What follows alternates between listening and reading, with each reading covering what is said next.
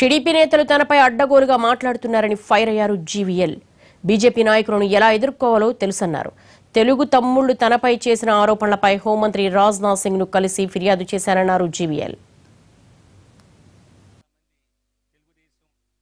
TDP నాయకులు అనేక మంది అవి ఇటువంటి పిచ్చి మాటలు మాట్లాడటం, పిచ్చి వాగుడు వాగటం, పిచ్చి ప్రేలాపనలు చేయటం చాలామంది తెలుగుదేశం నాయకులకి కొత్తేమీ కాదు. ఈ విషయాన్ని నేను ఎప్పుడు పెద్దగా సీరియస్గా తీసుకోలేదు. కానీ ఈసారి కొంచెం హద్దు మీరు మాట్లాడుతున్నారు కాబట్టి వీరికి కనీసం వీరికి సరైనటువంటి మేమైతే దయాశుద్ధి చేయం. వీరికి ఎక్కడ పెట్టాలో, వీరిని ఎలా ఇబ్బంది పెట్టాలో, వారు చేసే తప్పుడు పనులకి వీరిని ఎలా శిక్షించాలో తెలిసిన వాళ్ళం. కాబట్టి మేము ఇటువంటి చెత్త మాటలు నేను మాట్లాడినాం. నేను అందుకే ఈరోజు